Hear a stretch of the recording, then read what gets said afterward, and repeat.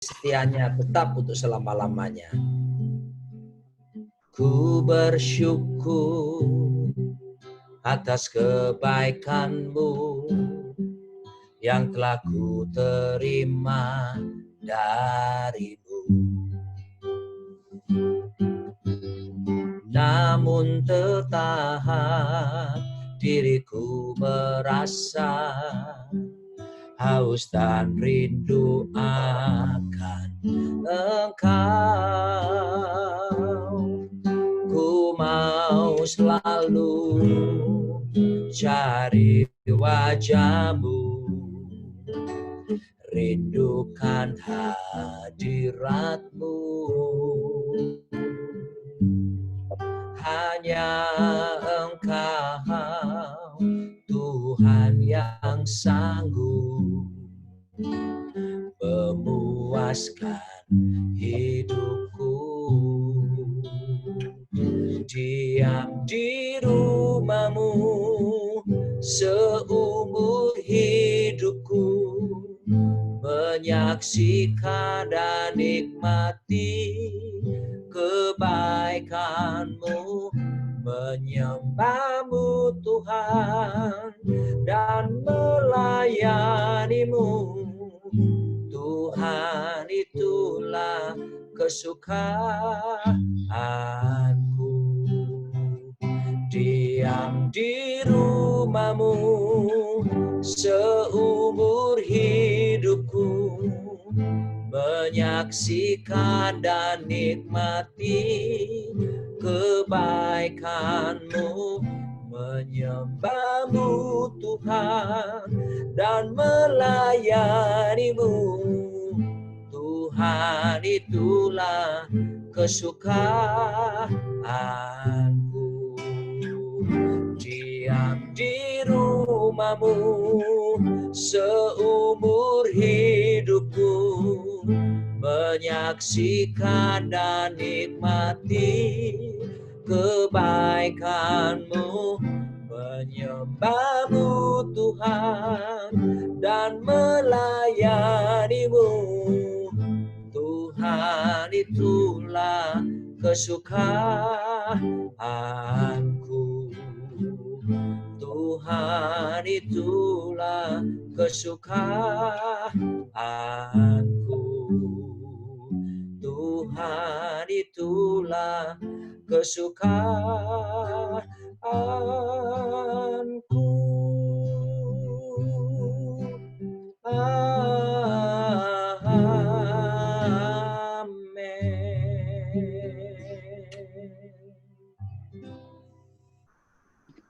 Silakan Pak Tony. Kami bersyukur Tuhan untuk waktu dan kesempatan di mana kami boleh ada sebagaimana kami ada saat ini. Kami mau menyerahkan acara kami ke depan ke dalam tangan Tuhan.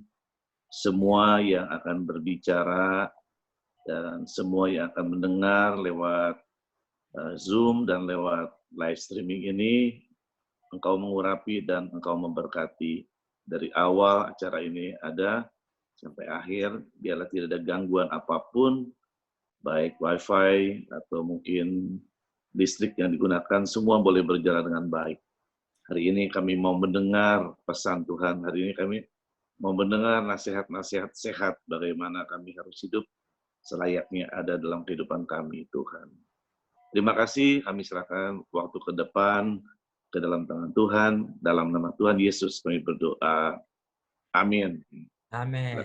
Amin, amin. Terima kasih Pak Tony Daud buat pujiannya, juga Pak Tony buat doanya.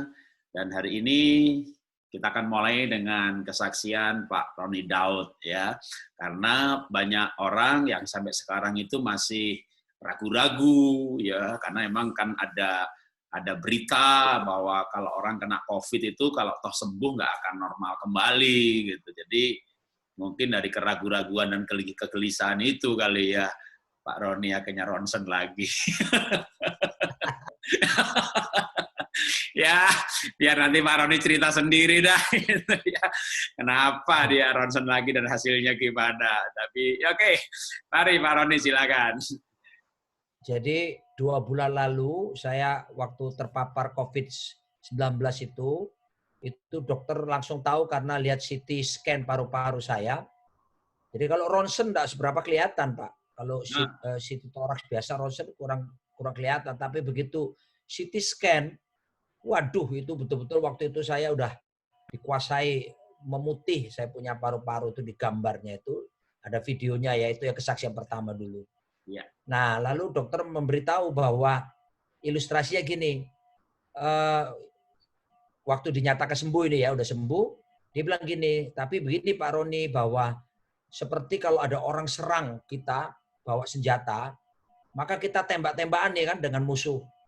Nah, musuhnya berhasil kita tembak lewat antibodi kita, imun kita, musuhnya mati, tapi peluru-peluru yang salah sasaran dari musuh itu kena dinding rumah kita, jendela, apa semua itu kan membekas.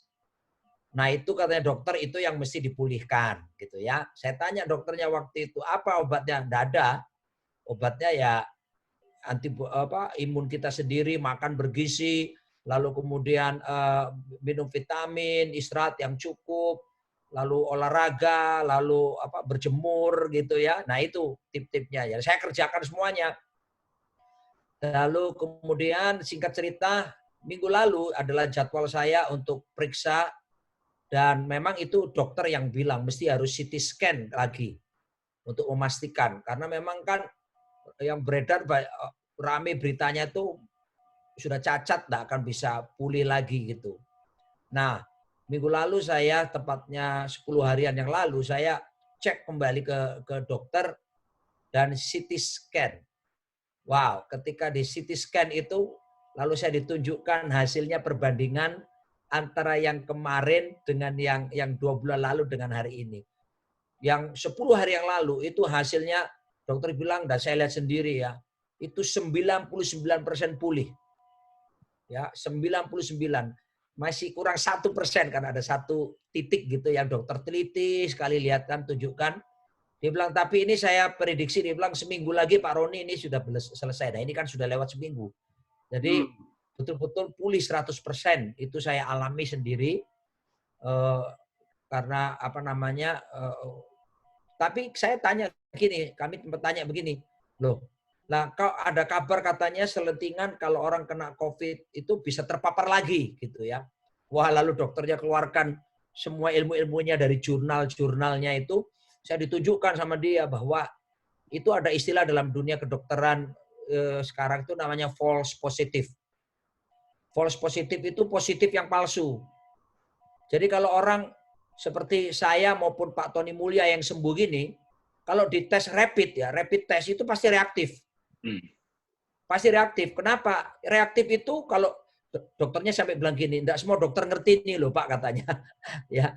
Jadi hanya dokter yang belajar ikuti perkembangan jurnal-jurnal yang terbaru. Ini penelitian di Wuhan, 180 pasien yang sembuh diteliti. Kan waktu itu ada rame berita bahwa itu terpapar kembali kan. Ternyata tidak. Ternyata diteliti ulang kembali itu disebut false positive. Artinya positif yang palsu. Jadi dia gambarkan, sampai dia gambar kemarin. Jadi corona itu kan kayak lingkaran terus ada paku-pakunya gitu ya, kayak mahkota gitu. Nah itu bagian-bagiannya itu di dalamnya itu ada bagian-bagian, saya lupa nama istilahnya, dokternya yang jelaskan. Tapi kalau antibodi kita berhasil melawan dan imun kita kuat, maka mati itu dinding yang luar itu pecah, lalu yang di dalamnya itu mati juga, tapi dia jadi tinggal kayak riak-riak gitu. Sisa-sisa riak itulah kalau yang di darah kita waktu diperiksa itu jadi reaktif itu, yang disangka bahwa itu masih positif. Ya, karena ternyata saya di swab, saya tes swab pun PCR saya negatif gitu loh. Tapi kalau rapid test karena memang itu sisa-sisa riak-riaknya itu dari itu. Jadi saya bersyukur, malah dokter bilang gini, Pak Roni justru bersyukur ini punya kekebalan tubuh. Nah gitu ya. Jadi makanya saya bentar lagi mau melangkah, ini sedang urus perizinan untuk masuk rumah sakit pakai APD tetap untuk kuatkan mereka yang lemah-lemah itu. supaya ditolong, diberi kekuatan penghiburan. Iya. Seperti itu. Jadi puji Tuhan. Yang paru-paru Saya gambarnya kira mau ditayangin? Ya tolong ditayangkan. Itu mumpung Oh, ada Dokter oke. Audrey kan bisa lihat. Saya yang tayangin ya. Ini nanti Bapak yang jelasin gambarnya. Saya tayangkan dulu, saya urutannya. Gambar pertama Pak, gambar pertama aja yang saya kirim pertama itu, yang beda juga. Satunya yang lagi. Yang gambar paru-parunya jelas itu Pak. Hampir mirip ini, saya nggak tahu yang. Ada 3 kan saya kirim. Oke, sebentar. Kalau enggak saya pakai satu. Ya. Jadi dari ini. Yang kiri itu yang baru, yang kanan itu yang lama 2 bulan lalu. Jadi memang bedanya luar biasa ya. Waduh. Dan cepat sekali penyebarannya virusnya itu ke seluruh paru-paru. Nah ini dia. Ini pasti Dokter Audrey bisa melihat sendiri itu. Yang kiri itu yang sekarang posisi saya. Jadi jelas sekali pembuluh-pembuluh darahnya kelihatannya. Tapi yang kanan Anda lihat bercak-bercaknya itu. Seperti itu. Itu 2 bulan yang lalu. Dan kemarin tuh ada berapa foto yang saya lihat, saya cuma kirimkan Pak Jarod cuma 3. Tapi dokter sudah bisa menyimpulkan itu 99%. Ini ya, yang foto kedua? Ya, yang kiri nih yang sekarang, yang kanan tuh yang dulu. Oke. Lalu ada lagi, ya seperti ini. Oke. Ya, jadi memang puji nama Tuhan bahwa memang mengalami pemulihan sempurna daripada Tuhan kita Yesus Kristus. Haleluya. Wow. Ya itu saja dari saya. Jadi jangan takut, malah nanti kalau ada keluarga-keluarga yang pernah mengalami itu, ternyata memang kalau khawatir katanya kena lagi karena rapid test itu false positif, yaitu positif yang palsu. Seperti itu. Ya, terima kasih Pak. Ya, kalau Pak Tony sempat ronsen lagi Pak? Bagus Pak, sudah bagus semua. Oke. Ya kemurahan lah, normal, udah semua. Tadinya putih banget semua atas sampai ke atas. Ya. Tapi karena Tuhan, ya. Ya. Hati yang gembira, berbagi, dedeknya. Ya. Haleluya, puji Tuhan. Ya, karena Tuhan menyembuhkan karena setengah-setengah ya Pak ya. Tuhan memulihkan sempurna. Amin. Sempurna Pak. Sangat sempurna. Itu Tuhan kita dahsyat. Haleluya. Mungkin saya Pak Victor. Iya. Pak Victor. Ada Pak Victor. Wih, Pak Victor. Shalom Pak. Atau mau dinyalain ininya, suaranya.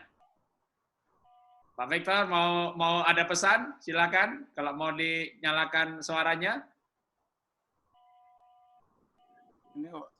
Iya, shalom semuanya. Ya, shalom.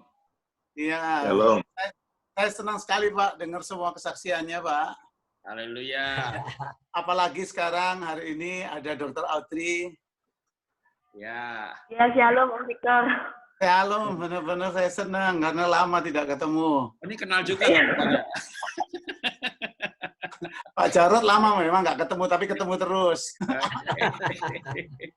Ya, oke. Tuhan berkati. Terima kasih, lanjut Pak.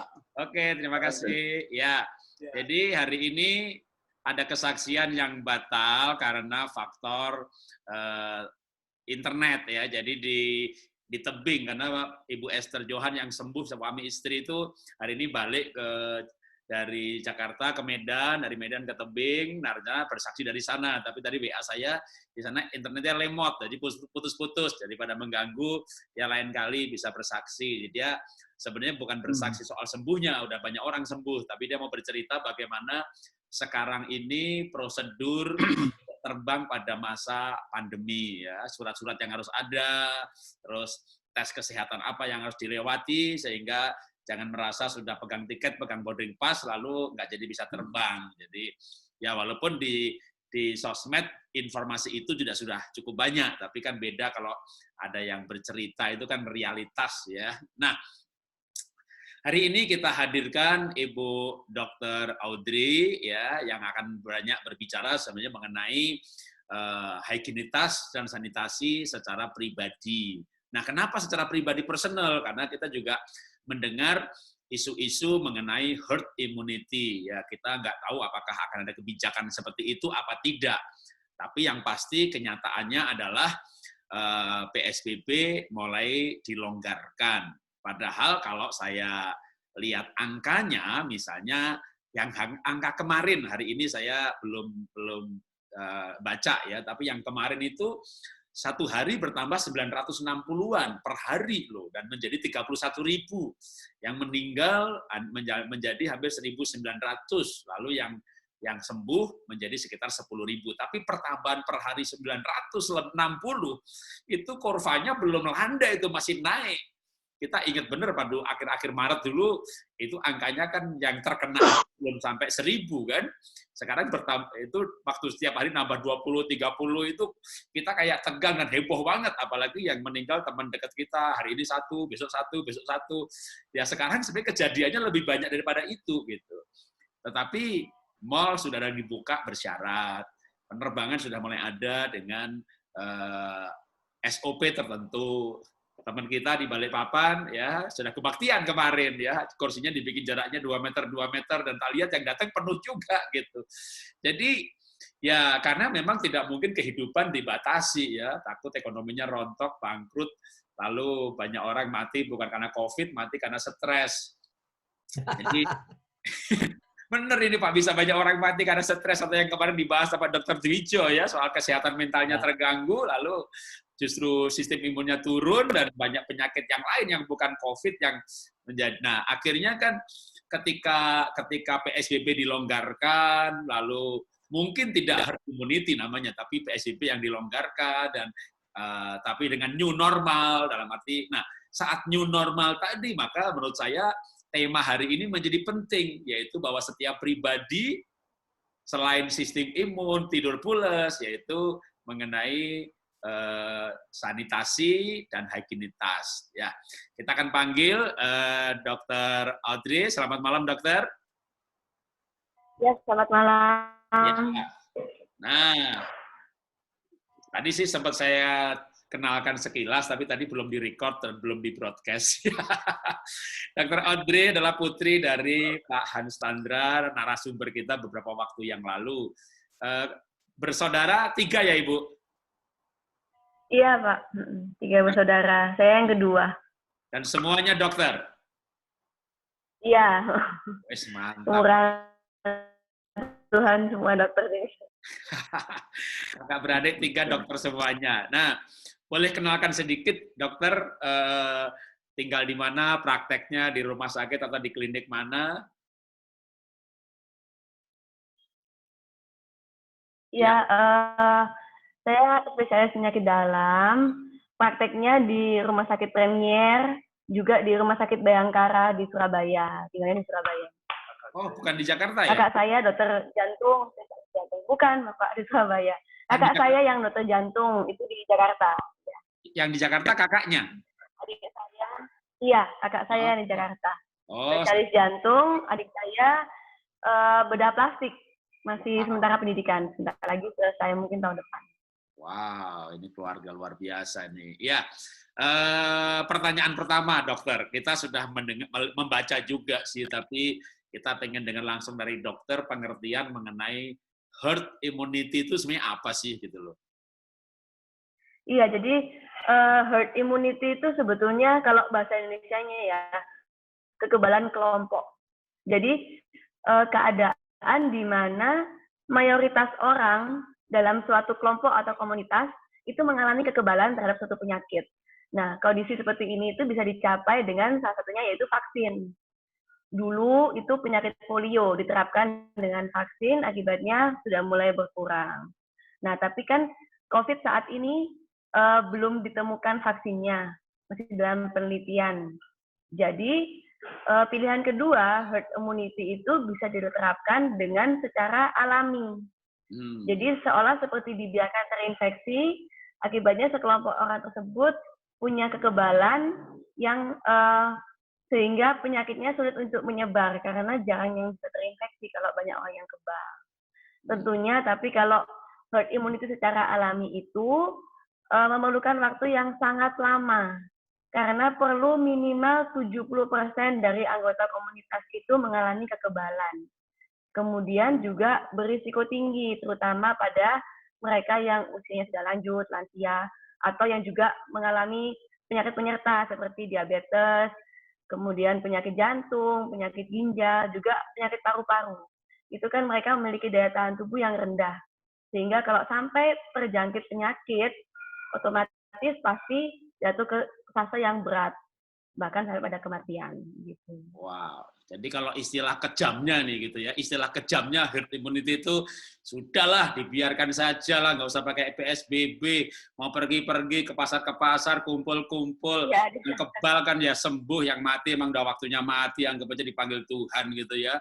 Oh, berdarah yang mati juga banyak, jantungnya banyak gitu. Jadi ya kayak orangnya bilang begini ya, kalau di Amerika itu kan 18 juta yang dites, makanya yang terkena itu hampir 2 juta, 10% ya. Kalau Indonesia kan dites cuma 200.000, makanya cuma 20.000 ya. Mungkin lebih bagus nggak usah dites malah sebenarnya, nggak ada yang kena. Jadi kayak normal aja gitu ya.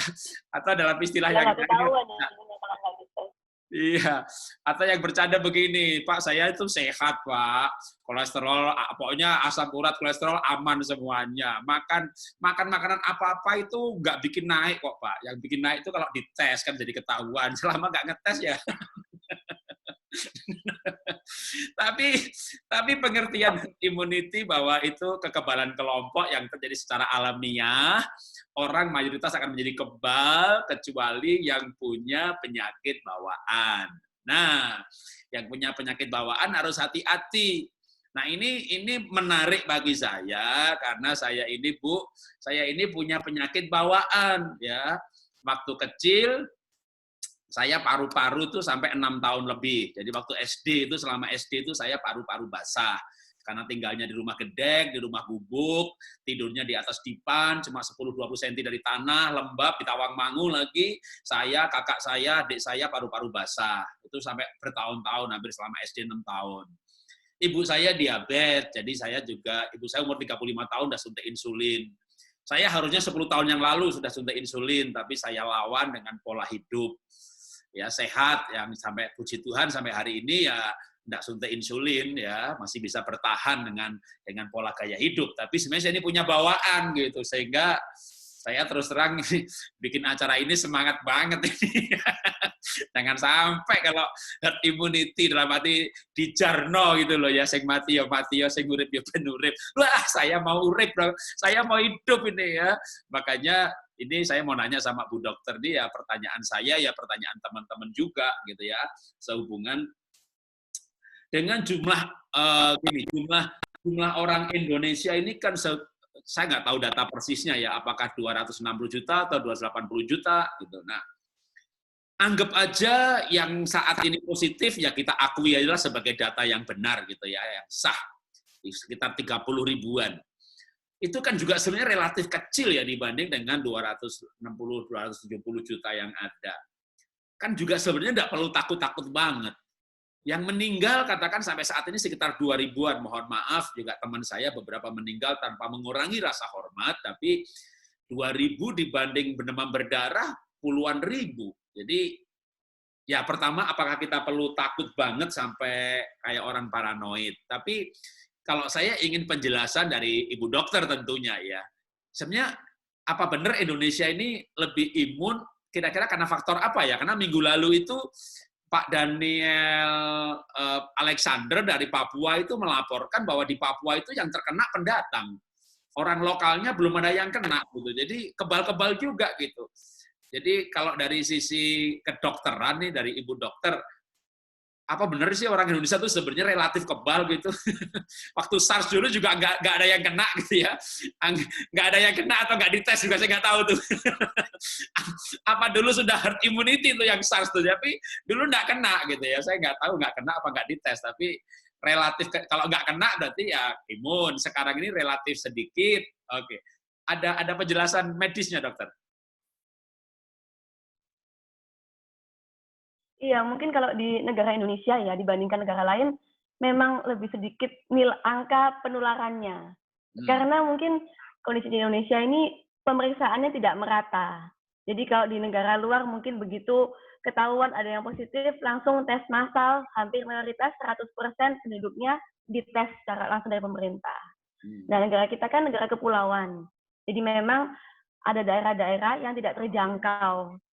Akibatnya pemeriksaannya juga kurang. Jadi semakin banyak yang kita tes, akan semakin banyak jumlah yang kita temukan. Gitu. Oh, jadi ya memang sebenarnya ada faktor memang jumlah yang dites seperti yang kemarin Pak Roy sampaikan itu ya, hanya baru sekitar 200, mungkin udah naik sekarang mungkin 250 ribuan gitu ya, yang kena 30 ribu ya. Jadi tidak merata secara otomatis semua.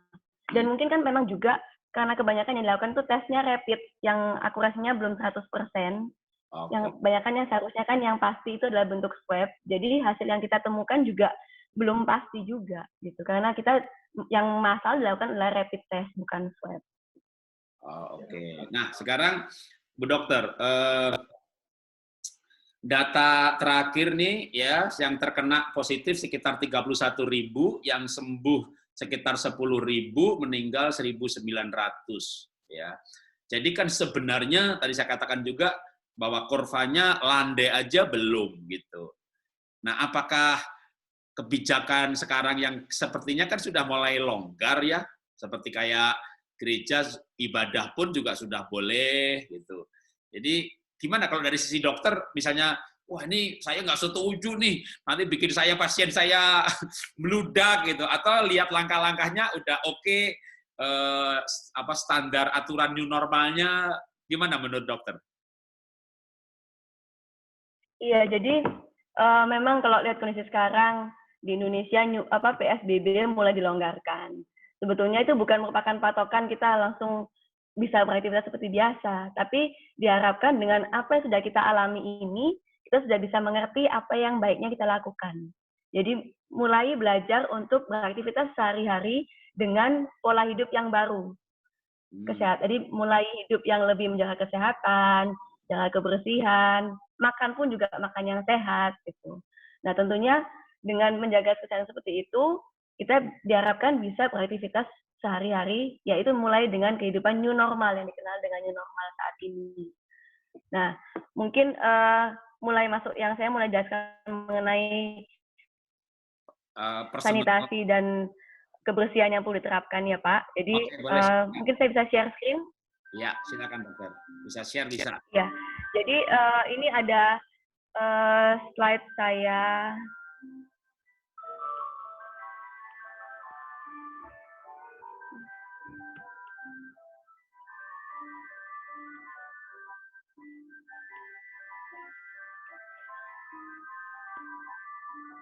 Ya, ini ya mungkin ya, ada awal. Nah, jadi mengenai hygiene dan sanitation, ini sangat penting buat kita karena dalam menjalani kehidupan new normal ini, jangan sampai kita terjangkit penyakit, karena orang mulai beraktivitas seperti biasa. Tentunya yang pertama, yang paling penting, yaitu tetap physical distancing. Dimanapun kita berada, berjumpa dengan orang, kemudian kita, kalau misalnya seandainya ada yang harus perlu naik angkutan umum, juga harus menjaga jarak minimal 1-2 meter. Antri di kasir pun juga harus demikian. Jalan pun di pedestrian, jadi meskipun jalan kaki juga tetap harus menjaga jarak dengan orang lain. Kemudian dengan kondisi yang seperti ini, kalau bisa meeting juga harus dikurangi, kalau memang tidak perlu tatap muka, bisa melalui online seperti yang kita lakukan saat ini.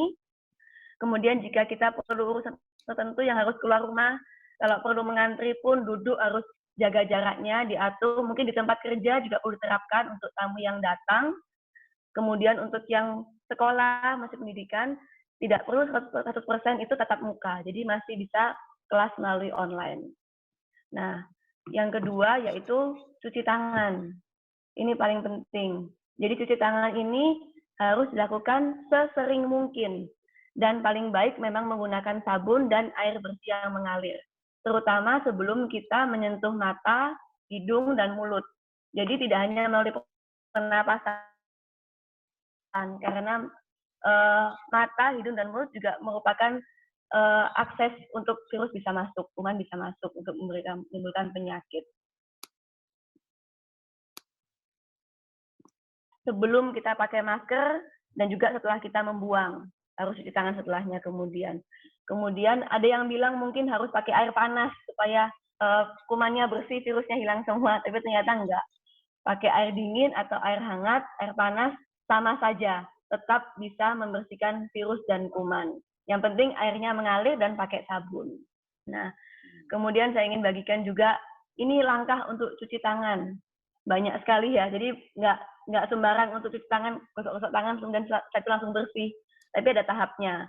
Yang pertama, basahi tangan dengan air mengalir, pakai sabun, gosokkan telapak tangan, punggung tangan, sela-sela jari, punggung jari-jari, kemudian ibu jari, dan ujung jari sampai kuku. Setelah itu baru dibilas dengan air mengalir dan keringkan dengan hand towel atau tisu yang sekaligus buang. Jadi jangan pakai handuk yang berapa hari digantung terus begitu. Nah, kemudian tisu itu kemudian dipakai untuk menutup kerannya kembali, baru tangan kita bersih. Nah, proses ini kurang lebih sekitar 20-30 detik. Jadi kalau misalnya kita nggak punya timer atau nggak sempat pakai timer, nyanyi happy birthday. Happy birthday to you 2 kali. Jadi 2 bait nyanyinya itu kurang lebih 20-30 detik. Atau nyanyi bless the Lord juga bisa. Gitu ya. Nah, kemudian selain pakai sabun dan air mengalir, juga bisa pakai hand sanitizer. Tapi ini pilihan kalau seandainya tidak ada sabun dan tidak ada air mengalir. Contohnya saat kita keluar rumah. Saat kita keluar rumah itu, kita berhadapan dengan berbagai permukaan yang banyak kuman dan banyak virus. Contoh misalnya, kita pergi belanja saja ke supermarket. Pintu handle-nya itu banyak yang pegang. Jadi banyak kumannya juga. Troli yang kita pegang, itu juga banyak kuman dan virusnya juga. Jadi memang harus setiap kali menyentuh harus langsung cuci tangan pakai hand sanitizer lagi. Jadi memang harus selalu bawa kemana-mana. Termasuk juga kalau misalnya kita ke ATM, tombolnya juga disentuh banyak orang. Jadi semakin banyak kontak dengan banyak orang, semakin banyak kuman yang menempel di permukaan itu. Nah, itu kebiasaan yang harus kita terapkan dalam kehidupan sehari-hari menghadapi new normal saat ini. Nah, pakai hand sanitizer pun tidak asal pencet langsung bersih tangannya. Tapi juga sama. Jadi setelah pakai hand sanitizer di telapak tangan, digosokkan pada permukaan tangan semuanya, seperti tadi yang cuci tangan tadi, kemudian dibiarkan kering, kurang lebih 20-30 detik. Ada yang cuci tangan setelah pakai hand sanitizer harus dilap dulu pakai tisu, tapi nggak perlu ya. Jadi dibiarkan kering saja, akan kering sendiri nanti. Nah, sanitizer seperti apa yang aman untuk dipakai? Alkoholnya minimal 60-70%. Kalau lebih dari 70% justru akan membuat iritasi kulit, tidak baik untuk kesehatan. Nah, untuk yang sensitif, pilihlah yang mengandung minimal 30% aloe vera. Itu untuk melindungi kulit, jadi tetap lembab, nggak kering, dan nggak pecah-pecah. Karena kalau kulit kita pecah-pecah, itu ada luka kecil-kecil yang juga merupakan tempat untuk kuman masuk, virus masuk, gitu ya. Jadi memang betul-betul harus jaga kesehatan. Nah, selain cuci tangan, selain jaga kebersihan tubuh, kita juga harus penting untuk menjaga kebersihan sekitar kita. Tanpa kita sadari, yang kita jumpai saat ini permukaan-permukaan yang banyak disentuh orang. Misalnya, handle pintu, pegangan tangga, handphone, kunci, dan dompet. Itu permukaan yang sering disentuh. Jadi itu pun juga harus dibersihkan. Kalau memang dia kotor, kita lap pakai air dan sabun. Tapi kalau permukaannya tidak kotor, nggak ada kotorannya, terlihat bersih, kita bisa semprot pakai disinfektan. Nah, disinfektan itu saat setelah disemprot, jangan langsung dihapus atau dilap. Perlu beberapa waktu dulu, setelah itu barusan dikeringkan. Tapi jenisnya macam-macam. Jadi bisa dibaca di masing-masing packaging disinfektan yang kita beli, itu ada keterangannya harus di-leave berapa lama. Jadi ada yang 1 menit sudah selesai, ada yang harus 10 menit, gitu. Itu tergantung efektivitas masing-masing disinfektan. Semuanya bisa untuk membersihkan barang-barang kita dari kuman dan virus yang ada. Selain itu juga perlu diperhatikan kalau kita harus keluar rumah, pastikan sepatu jangan dibawa masuk dalam rumah. Harus ditinggal di luar, ganti dengan yang dipakai di rumah dan dibersihkan. yang gambarnya ini disemprot dengan disinfektan juga. Baju pun demikian. Jadi baju yang kita pakai dari luar rumah, yang harus di tempat umum, tempat publik, saat masuk rumah harus langsung ganti. Dan setelah kita membersihkan sepatu dan baju tersebut, tetap harus cuci tangan lagi kita. Untuk benar-benar membersihkan tangan kita, untuk bisa beraktivitas hari-hari dengan normal. Kemudian, yang penting lagi ini bagaimana kita menghandle makanan yang kita beli. Misalnya, makanan yang bentuknya ada bungkusnya atau ada kaleng, itu bisa kita semprot disinfektan. Kita lap juga bisa. Tapi untuk makanan yang tanpa bungkus seperti buah-buahan, sayur, itu dicuci aja pakai air bersih. Kemudian barusan bisa disimpan. Kalau belum dibersihkan, kenapa? Air yang mengalir ya? Iya, harus air mengalir, benar. Harus air mengalir. Jadi bukan direndam. Ada yang direndam dalam air terus dibiarkan berapa lama, baru dicuci. Nggak perlu. Jadi langsung dibilas saja pakai air, baru disimpan. Dan sekali lagi, setelah kita membersihkan makanan-makanan tersebut, harus cuci tangan lagi. Dengan step yang tadi yang saya ajarkan tadi. Untuk pastikan tangan kita sudah bersih dari kuman-kuman yang menempel. Nah, tadi sekilas mengenai tentang menjaga kebersihan. Berikutnya tentang perlindungan diri. Bagaimana kita harus sekarang membiasakan diri kemana-mana harus pakai masker. Mungkin sekarang sudah terbiasa ya, kemana-mana pakai masker. Nah, dengan banyaknya berbagai macam masker yang tersedia, mungkin saya bisa jelaskan sedikit, ada masker yang paling baik itu golongan yang N95 atau KN95, KF94. Ini sejenis.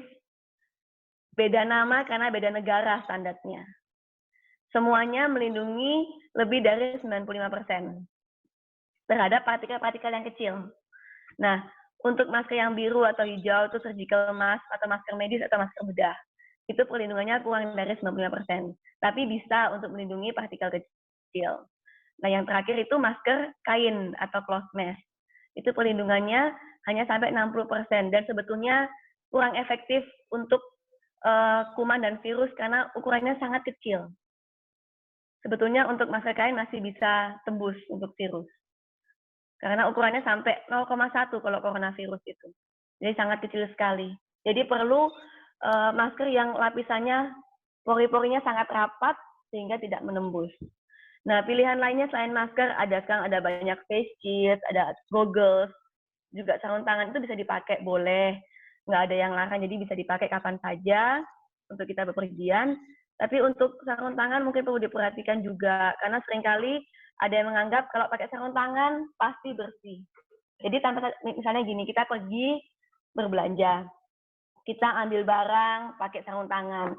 Saat kita belanja, telepon masuk. Kita pegang handphone, terima telepon, pakai sarung tangan. Dan kita simpan lagi di tas, kita selesaikan perbelanjaan, simpan barang-barang di dalam mobil, sarung tangannya buang, masuk mobil. Setelah itu, tanpa sadar kita pegang lagi handphonenya. Padahal handphone tadi itu sudah terkontaminasi karena kita memegangnya pada saat pakai sarung tangan yang sudah kotor. Jadi harus didisinfektan lagi handphonenya, baru kita cuci tangan lagi, baru kita bisa pakai handphonenya untuk aktivitas seperti biasa. Kemudian yang terakhir untuk mereka yang masih harus ke kantor, kalau memang ada perlu urusan, pastikan tetap jaga kebersihan, cuci tangan. Dan selalu pakai masker. Karena di kantor banyak barang-barang yang disentuh oleh banyak orang. Misalnya meja, atau ada yang harus absen finger, atau ada yang harus absen pakai komputer, itu keyboardnya, mouse-nya, itu semuanya harus dibersihkan setiap saat. Untuk menjaga kebersihan. Sekian Pak Jarod yang bisa saya sampaikan untuk menjaga kebersihan dan sanitasi. Iya, oke. Share dulu. Terima kasih, dokter. Ya, kita ini hidup di abad 21 ya.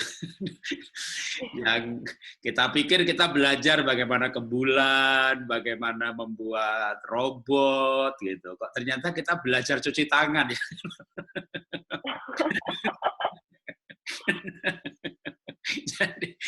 Jadi kita tuh sempat mikir kenapa sekarang di sekolah-sekolah anak diajari cuci tangan gitu sebagai pelajaran yang sangat penting gitu. Kita pikir kita sudah maju mau bikin robot atau bikin apa gitu, belajar cuci tangan lagi. Gitu ya. Ya sebetulnya cuci tangan kan hal dasar, tapi mungkin mulai ditinggalkan karena kebiasaan habis keluar rumah datang langsung makan, langsung tanpa harus ganti baju, tanpa mandi, tanpa cuci tangan. Langsung aktivitas di rumah seperti biasa. Jadi karena ditinggalkan, akibatnya harus diajarkan lagi untuk mengurangi risiko penularan penyakit. Iya, habis dulu kan nggak ada corona ya. Jadi rupanya corona ini membuat kita harus bersih, harus rapi, harus hati-hati. Ya emang dulu kalau Dr. Dwijo masih ingat saya cerita yang sebelumnya, sesi sebelumnya. Kita ini yang dulu ini memang nggak normal gitu ya. Kita kerja habis-habisan, nggak ada waktu buat keluarga. Corona membuat kita ada waktu buat keluarga. Gereja mula-mula mereka beribadah di rumah-rumah. Para pengerja, hamba Tuhan di gereja mula-mula mereka pergi ke rumah-rumah jemaat, kunjungan, ibadah di rumah-rumah. Tapi ya gereja modern jadi kayak bisnis entertainment, cari pendeta lucu, lightingnya bagus, jadi kayak acara aja gitu. Corona membuat kita beribadah ke rumah-rumah. Jadi mungkin kita harus berterima kasih sama Corona. Ya. Ada waktu buat keluarga, ada waktu ibadah keluarga.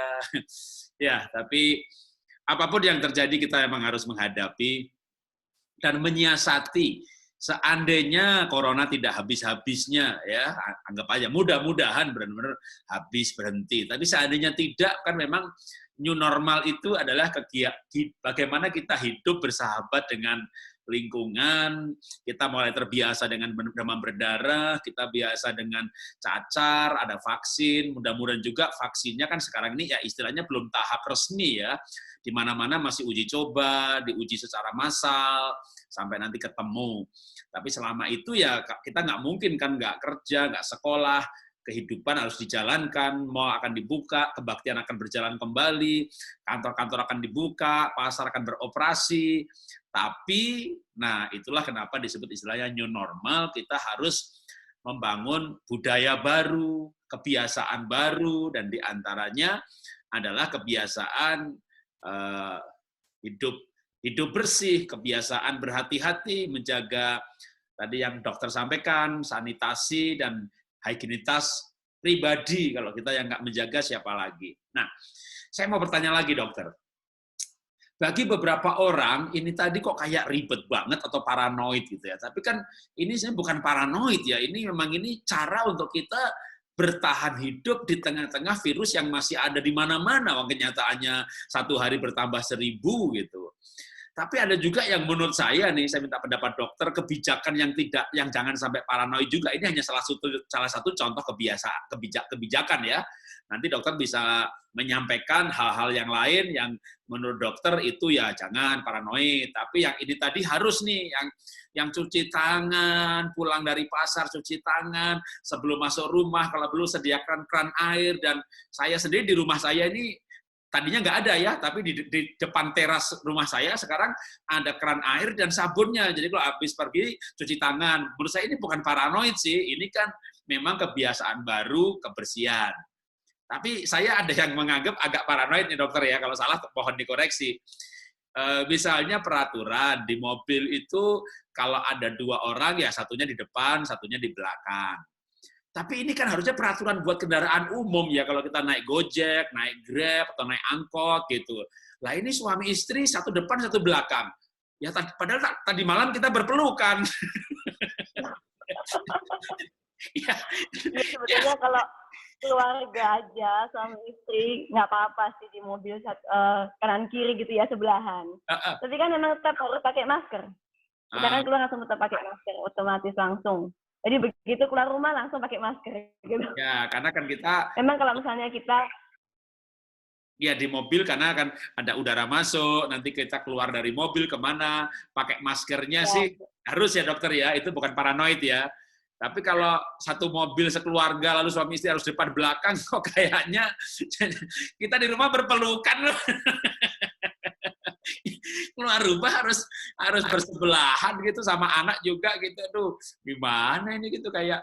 Tapi kalau angkot saya setuju, naik kereta setuju, naik public transportation Iya, setuju, benar. jaga Kalau jarak public transport gitu. memang harus jaga jarak. Ya, kalau Iya. saya nggak tahu nih kalau di Belanda tuh, Pak Victor bisa cerita. Di Belanda ada aturan soal apa namanya physical distancing yang bagi keluarga pribadi gitu nggak? Kalau mau jawab boleh dinyalain tuh Pak Victor. Suaranya cerita di sana Belanda gimana Eropa. Oh, sebentar. Suaranya. Pak Jarod. Ya. Pak Jarod, tapi aturan kita sekarang kalau KTP-nya sama nggak ada masalah, Pak. Oh gitu. Oh ini Pak Tony aja. Kalau Pak Tony boleh sampaikan Pak Ya. aturan yang baru di Indonesia ya? Ya, kalau kita dalam satu KTP yang sama boleh. Oh alamatnya Termasuk sama. naik. Ya KTP-nya Walaupun alamatnya sama. Ya, Oh. ya. Kemana-mana mesti bawa Alamat. kartu KTP atau surat nikah dibawa ya. Bawa kartu keluarga. Ada keluarga. Wah, berarti saya kurang up to date nih ya. Kemarin aja tuh ada viral tuh suami marah-marah disuruh depan belakang gitu. Ya, kita di rumah berpelukan kok gitu. Okay. Mungkin gara-gara itu, Pak. Mungkin gara-gara itu dirubah, Pak. Puji Tuhan, berarti sudah dirubah ya. Oke, saya kembali ke dokter nih, dokter.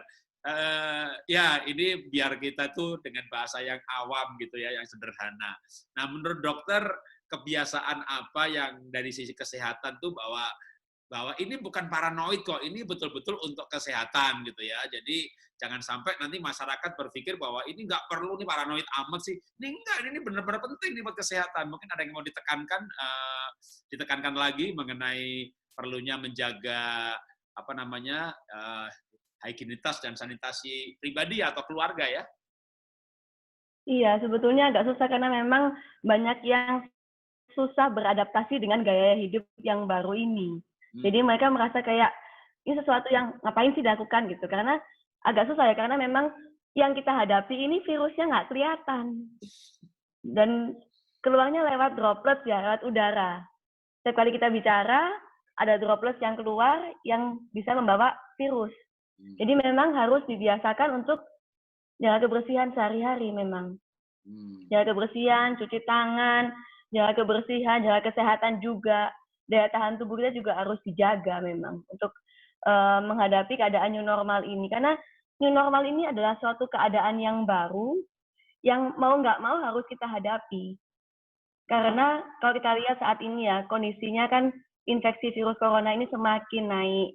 Semakin banyak yang ketahuan bahwa ternyata positif corona. Dan kondisinya mencapai pandemi, di mana berarti artinya itu seluruh negara, benua, semuanya itu hampir ada yang terinfeksi corona semua. Dan di dunia medis, kita mulai persiapan bahwa suatu saat akan nyampe di kondisi endemi, di mana memang kita akan hidup dengan virus corona ini. Setiap tahun akan selalu ada. Jadi memang kita harus merubah gaya hidup kita menjadi lebih sehat, lebih baik, lebih bersih, untuk bisa menjalani kehidupan yang sehari-hari kita yang dulu kita lakukan, tapi dengan cara yang baru. Gitu. Ya, jadi kalau virusnya nggak mau pergi, tetap ada di dunia ini, seperti juga demam berdarah ada di dunia, cacar masih ada, tapi kitanya yang lebih pinter ya, masa manusia kalah sama virus. Jadi ya manusianya aja yang beradaptasi, kan manusia ini makhluk manusia yang paling mulia, paling pinter, paling canggih. Kita bisa menyesuaikan diri dengan baik sehingga seandainya virusnya ada, tapi kita nggak terkena karena pola hidup, gaya hidup yang kita perbaikin lagi. Mungkin sekarang ini masih kayak brainstorming, semuanya punya ide, baik dari sisi teologis, dari sisi makan sehat, dari imunnya, dari detoxnya. Tapi ya saya yakin mereka yang mau belajar, lalu menyesuaikan diri, itulah yang akan survive turun-temurun, membangun generasi kan kayak misalnya yang punah tuh ya kalau bukan manusia ya, dinosaurus yang badannya besar tapi yang nggak pandai beradaptasi punah gitu kan. Ya binatang-binatang yang badannya besar aja, badannya aja besar gitu kan, tapi ya otaknya kagak ada gitu kan, nggak bisa beradaptasi ya punah. Tapi saya yakin manusia ini badannya nggak gede-gede banget sih. Tapi otak kita yang gede kan, kepala kita gede, idenya banyak. Nah, saya berharap hal-hal seperti sekarang ini kan untuk pembelajaran. Ada yang pembelajarannya lewat baca buku, lewat seminar ilmiah, tapi kan kita juga melakukan pembelajaran secara secara bahasa sederhana lewat komputer ini sehingga mudah dipahami. Tujuan kita adalah membangun gaya hidup yang baru supaya kita bisa hidup dengan baik. Nah, dari Ibu Dokter lagi masih ada yang mau disampaikan? Ya mungkin karena gini ya, dengan kondisi seperti ini, banyak sekali yang fokus terhadap berapa jumlah yang kena siapa aja, tinggalnya dekat kita atau enggak, berapa jumlah yang meninggal. Nah, itu secara tidak langsung akan menimbulkan rasa takut, khawatir, dan cemas yang tanpa kita sadari membuat daya tahan tubuh kita menurun. Nah, sebaliknya kita harus fokus untuk merubah gaya hidup kita, menjaga kebersihan yang lebih baik, juga makan yang sehat, istirahat yang cukup, kemudian juga bisa berjemur mungkin untuk dapatkan vitamin D dan sinar matahari, dan olahraga yang teratur. Nah, itu semua dengan perubahan gaya hidup, kita akan terbiasa hidup sehari-hari dengan pola gaya hidup yang baru, sehingga daya tahan tubuh kita baik, dan sehingga virus datang kapanpun, tetap kita bisa melawan virus tersebut. Ya, jadi kita nggak usah fokus pada data ya, ini yang mati siapa, yang sakit siapa, kita update terus sampai, ya kalau mungkin petugas kesehatan perlu diupdate ya. Tapi jujur saya dulu rajin banget begitu, Bu. Jadi awal-awal pandemi itu, aduh saya ini kayak pansos gitu loh ya. Mungkin karena teman saya banyak ya, saya ini melayani semua gereja, bahkan bukan hanya gereja ya, saya sebagai coach di sekuler, jadi ya jaringan saya banyak banget gitu lah. Setiap jaringan kan tiap hari ada yang meninggal, dipanggil Tuhan. Semuanya WA saya, waduh sampai saya jadi kayak paranoid juga gitu sekarang.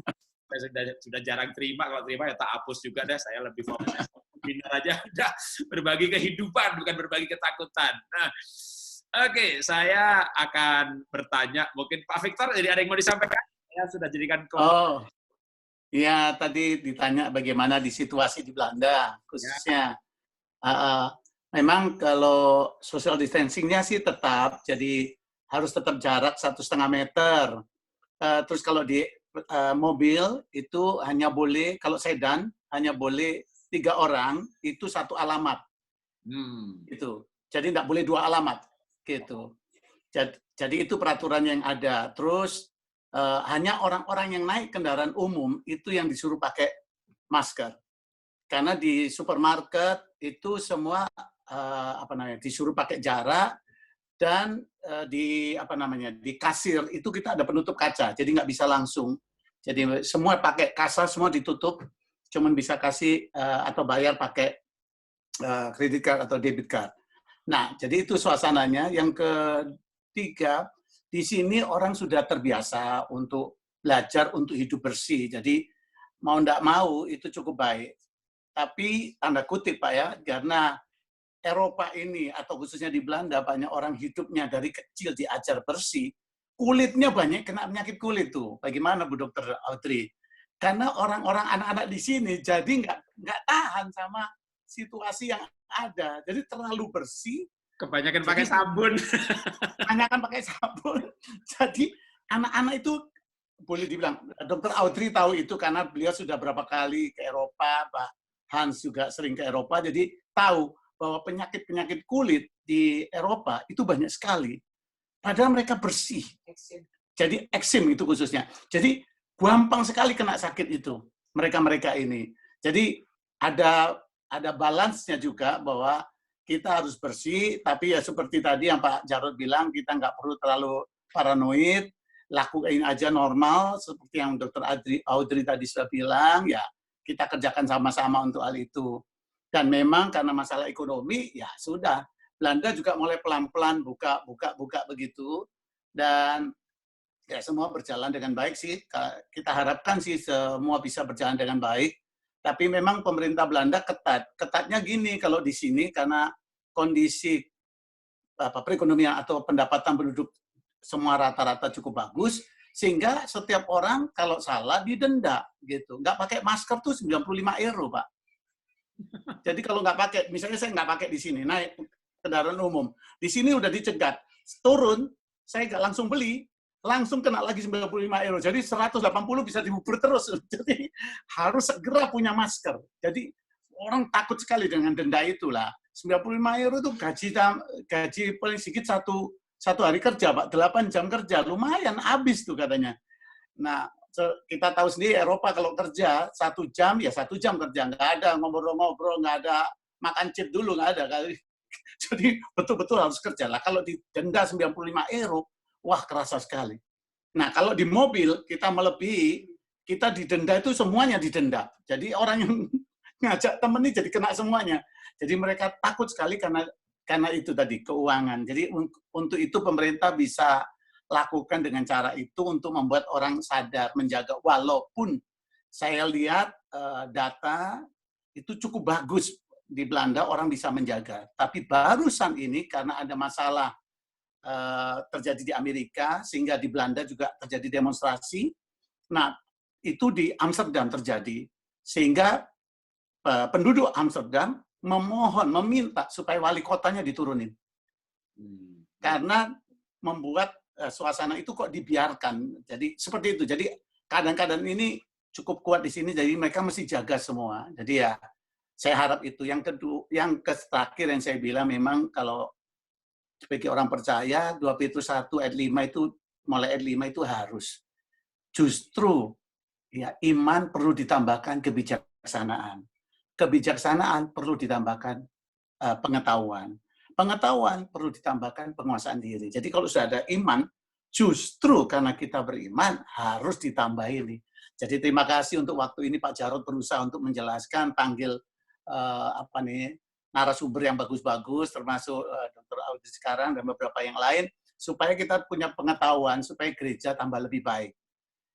Jerman terpaksa kaget waktu mereka mulai buka lockdown-nya, tiba-tiba gereja di Frankfurt itu kena, Pak. Jadi kaget semuanya dan mereka langsung jaga diri semua, hati-hati supaya gereja tidak bergerak, cepat-cepat nutup semuanya. Ya itu keadaannya. Jadi mereka takut sekali. Walaupun sudah diatur, itu sudah pakai jarak 1,5 meter. Tapi 30 hari itu langsung 30 orang yang kena. Wow. Jadi itu kita mesti belajar. Oleh karena itu, iman perlu ditambahkan kebijaksanaan, pengetahuan, dan seterusnya. Jadi saya harap ini memberkati kita semua supaya gereja kuat dan bisa jadi berkat. Tuhan berkati Pak Jarod. Terima kasih Dr. Audrey. Wow, terima kasih buat cerita di Jerman dan gereja di Frankfurt ya. Makanya kita nggak boleh terlalu buru-buru untuk segera membuat keramaian. Jadi apa yang penting-penting saja ya tetap. Ya kemarin saya juga anak saya menikah juga akhirnya kita bukan kalah sama WHO gitu ya, tapi ya demi kesehatan bersama. Jadi anak saya harusnya menikah bulan April di Jakarta. Jadi sudah persiapan BPN, bimbingan pranikah itu 8 kali.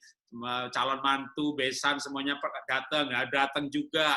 Kalau di Indonesia ini mau menikah syaratnya banyak banget. Jadi ada syarat keterangan belum menikah dari kelurahan yang suratnya itu tidak boleh lebih lama dari, jadi suratnya itu nggak boleh lebih lama dari sebulan. Ya, kalau tahun lalu bujangan kan tahun ini sudah bisa menikah, jadi tapi jangka waktu 30 hari. Ada lagi tes HIV, wah pokoknya tesnya banyak banget.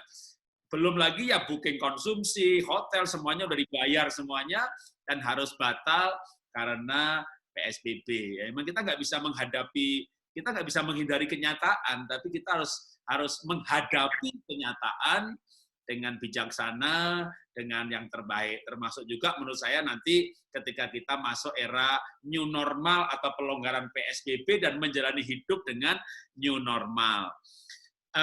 Pak Tony atau Pak Roni? Kami ucapkan selamat dulu Pak Jarod. Ya? Kami ucapkan dulu selamat buat pernikahan anak Pak Jarod. Tuhan Ya. memberkati. Terima kasih, Cepat Ya. Pak. jadi opa. Jarod, Cepat semua. jadi opa. Nama judulnya adalah New Normal Marriage. New Normal Marriage. Memang tidak mudah ya bagi saya sebagai pendiri keluarga Indonesia. Saya di mana-mana seminar keluarga. Lalu anak saya diberkati tanpa kehadiran fisik orang tua. Jadi terus terang saya ini pasti ada yang pro dan kontra nih. Bahkan ada teman saya yang bilang begini, hati-hati loh nanti kelompok-kelompok Farisi, Saduki mulai menghakimi loh, lempari batu loh, nggak sah. Gitu ya. Tapi saya bergumulnya gini bahwa Tuhan Yesus naik ke sorga, nggak kelihatan lagi, tapi rohnya hadir. Atau anak saya waktu umur 13 tahun sekolah ke luar negeri. Kami jarang ketemu secara fisik. Tapi kami itu keluarga yang sangat akrab, ada apa-apa, anak saya itu cerita kepada kami, gampangnya aja sampai ganti kabel komputer aja dia cerita gitu. Jadi dideketi sama cowok aja udah cerita. Yang deketi dua, pilih yang mana, dia kasih fotonya, tanda tangannya, suruh saya analisa, semuanya diceritakan. Jadi kami itu akrab banget. Ada orang yang satu rumah, orang tuanya nggak tahu kalau anaknya punya pacar. Jadi saya melihat esensi kehadiran adalah pribadi saya hadir di hati anak saya. Lalu demikian juga dengan doa. Kan apalagi kalau dari segi doa ya, doa kita untuk di Belanda nyampe dah, doa kita untuk Pak Tony di Papa Gading nyampe dah. Kalau doa itu saya nggak ragu-ragu lagi, tapi kehadiran orang tua waktu itu. Nah kebetulan anak saya itu anak dan mantu dua-duanya di Singapura sudah PR, sehingga akhirnya bisa mengurus sesuai regulasi di Singapura untuk persyaratan pernikahan. Jadi akhirnya segala persiapan yang di Indonesia, bimbingan pranikah, aneka surat macam-macam ya tidak dipakai, tapi menggunakan peraturan di Singapura, gereja di Singapura, pendeta di Singapura, nanti surat legalnya itu dibawa ke KBRI. Jadi setelah dicek semuanya secara legal juga ada dasarnya, nah kami berani. Ya, terima kasih buat teman-teman semuanya yang memberikan dukungan moral ya. Sampai saat ini belum ada yang melempari batu. Semuanya ngucapin selamat. Nggak tahu kalau diam-diam wah Pak Jarod berani. Ya. Oke, itu mengenai salah satu tema new normal ya. New normal dengan higienitas, dengan sanitasi, dan mungkin nanti kita akan menghadapi aneka new normal yang lain yang menjadi perbincangan kita selanjutnya. Yang pasti memang kita menghadapi dunia yang berbeda dengan sebelumnya. Tapi kalau itu moral ya dosa ya dosa. Tapi kalau sebuah gaya hidup mungkin memang kita perlu diskusi. Ini akan ada banyak mungkin gereja-gereja menghadapi permintaan dari jemaatnya juga mengenai pemberkatan, mengenai konseling online pasti sudah oke. Pemberkatan masih pro dan kontra. Ya, saya akan menyapa Pak Tony dan Pak Roni Daud lagi. Apakah ada yang akan disampaikan, Pak? Sedikit mungkin Pak Jarod. Nih, oke. Ya, karena kita dengar hari ini dokternya perempuan. Nah, kalau dokter perempuan lebih resik, lebih super protected gitu. Tapi karena kemarin sanitasi, Pak. Ya, Pak. Ya, saya dengar dari seorang dokter laki-laki yang mengatakan seperti ini. Kenapa kalau orang luar negeri, misalnya ya saya punya anak cucu di sana di Australia, kalau datang ke Indonesia baru kena nyamuk dikit itu mukanya merah sekali, atau baru makan apa salah di sini sakit perut gitu. Padahal kita di sini kan mau nyamuk, kelabang apapun nggak apa-apa gitu. Terus juga kalau kita makan apa-apa juga nggak sakit, karena ya orang luar negeri itu terlalu bersih. Tapi akibat terlalu bersih dan akhirnya sebenarnya kena apa sedikit pun jadi masalah gitu. Sedangkan kita yang udah terbiasa dengan ya virus apa juga ada, kita jadi punya kekebalan gitu. Nah, maksud saya ajukan pertanyaan ini kepada Dr. Audrey, apakah seperti itu gitu. Jadi virus jangan terlalu ditakutin, karena kalau ditakutin akhirnya justru yang Alkitab bilang yang ditakutkan datang sama kita gitu. Terus satu lagi pengalaman ini baru tadi malam. Jadi selama ini kalau saya tidur, kalau saya dengar nyamuk satu, itu saya Uber loh. Sampai saya nyalain lampu semua, saya pukul, kalau perlu saya semprot satu kamar. Tapi istri saya kan ngamuk gitu, nggak mau gitu. Tapi saya nggak bisa tidur gara-gara nyamuk satu. Tapi puji Tuhan tadi malam, malam minggu, waktu ada nyamuk satu, saya nggak peduli. Saya pakai selimut yang tebal, selimut aja udah saya tidur aja, nggak peduli. Dan akhirnya bisa tidur gitu. Ternyata masalah itu kalau kita terus kita lihat masalah, akhirnya jadi kita pusing dengan masalah. Makanya mungkin maksud saya dengan masalah kita udahlah nggak usah terlalu peduli, kita punya Tuhan yang melindungi kita dari masalah. Kita bisa tidur dengan baik. Gitu. Nah, apakah nggak seperti itu kalau kita terlalu takut dengan virus, terlalu overprotected, akhirnya kalau kena dikit, akhirnya jadi bisa kena seperti itu. Mungkin bisa dijawab oleh Dr. Audrey yang perempuan. Iya, Pak Tony. Jadi sebetulnya bukan kita menjaga kebersihan, itu bukan berarti kita jadi ketakutan terhadap virusnya. Jadi gini, memang kita tahu, kita percaya kita dalam lindungan Tuhan. Tapi kita harus berhikmat dalam menjalani kehidupan sehari-hari. Misalnya gini, kita jangan kita mencobai seperti kita pergi keluar tanpa masker, nggak cuci tangan, seperti itu. Jadi kita tetap harus menerapkan protokol kesehatan yang ada untuk menjaga kesehatan kita. Kan bukan hanya menjaga kebersihan saja, misalnya juga dengan makan yang sehat, kehidupan yang sehat. Sebetulnya kan itu bukan karena paranoid, tapi gaya hidup yang lebih sehat, lebih bersih, lebih baik, yang akan lebih sehat kalau kita terapkan sampai nanti di masa depan.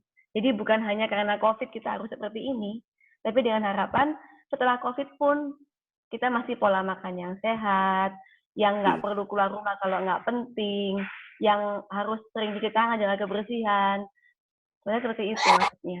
Jadi bukan karena faktor ketakutan, dan sehingga kalau semakin ketakutan maka semakin gampang terpapar, itu betul, karena memang kalau kita ketakutan, cemas, khawatir, tadi saya bilang daya tahan tubuhnya akan menurun.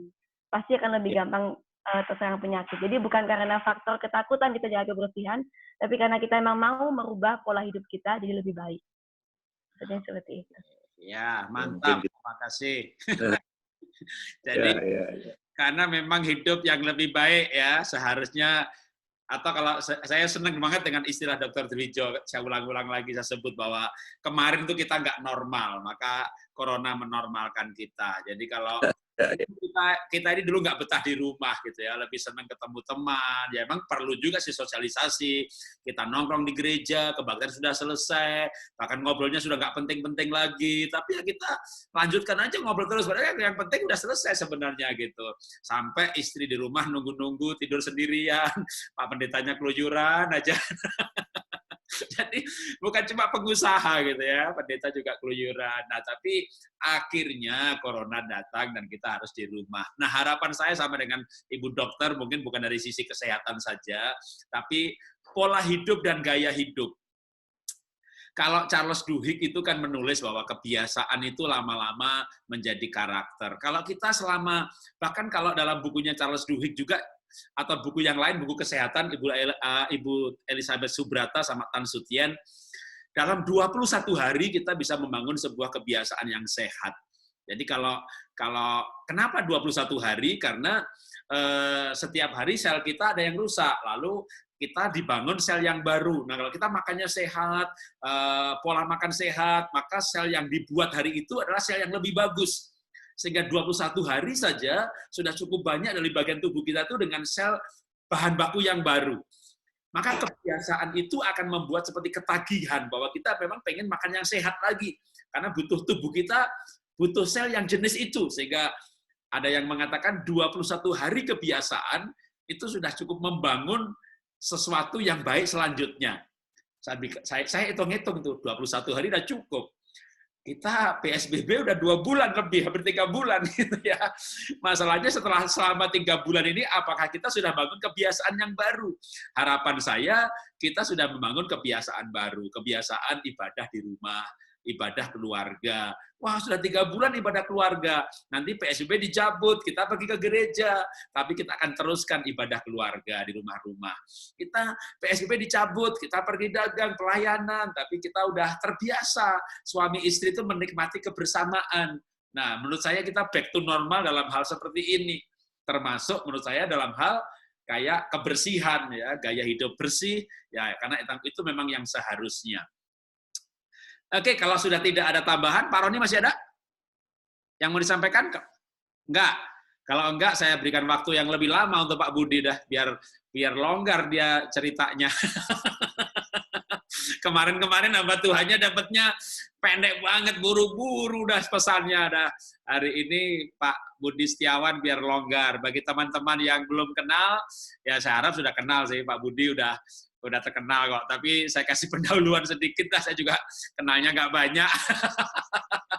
Tapi setahu saya Pak Budi Setiawan ini, beliau bersama Pak Edi Leo adalah penatua di Abalov, ya, tim penggembalaan atau penatua senior dari Abalov. Kalau mungkin loh ya, Pak Edi Leo lebih terkenal karena memang sering kemana-mana. Tapi Anda tahu yang berperan itu yang jaga kandang. Yang jaga kandang itu yang hebat. Ya, inilah Pak Budi Setiawan dari Abalov Ministry, ya. Nah, silakan Pak Budi untuk menyampaikan apa yang harus disampaikan, dan kalau mau memperkenalkan terlebih dahulu sedikit juga boleh sebelum menyampaikan firman Tuhan hari ini.